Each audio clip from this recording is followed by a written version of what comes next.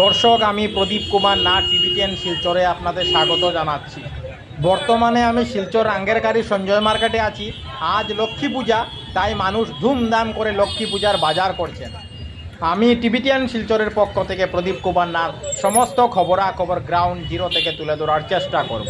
কোনো চ্যানেলে খবরাখবর করে নাই, তাই টিভি10 শিলচর ভাবলো এটি মানুষের উপকারের খবর, তাই আমি খবরাখবর করতে বাধ্য হয়েছি। আপনারা দেখতে পাচ্ছেন শিলচর রাঙ্গেরকারি সঞ্জয় মার্কেটে মানুষ ধুমধাম করে লক্ষ্মী পূজার বাজার করছে।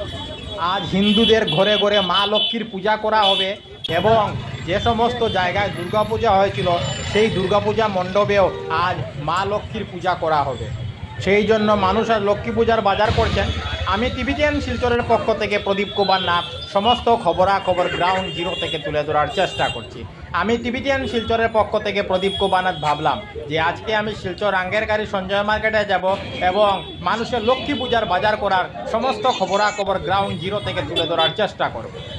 দেখুন, যত দূর আমার ক্যামেরা যাচ্ছে আপনারা হাজার হাজার মানুষকে লক্ষ্মী পূজার বাজার করতে দেখতে পাচ্ছেন। কি পর্যন্ত রেকর্ড ভিড় দেখা যাচ্ছে রাঙ্গেরখাড়ি সঞ্জয় মার্কেটে।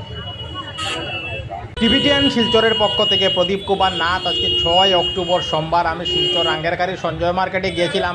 আজকে আমরা শিলচর রাঙ্গেরকারি সঞ্জয় মার্কেট থেকে মানুষের ধুমধাম করে লক্ষ্মী পূজার বাজার করার সমস্ত খবরাখবর গ্রাউন্ড জিরো থেকে তুলে ধরার চেষ্টা করেছি, কারণ টিভি10 শিলচর সর্বদা ভালো ভালো খবর, মানুষের উপকারের খবর জনসমক্ষে তুলে ধরে।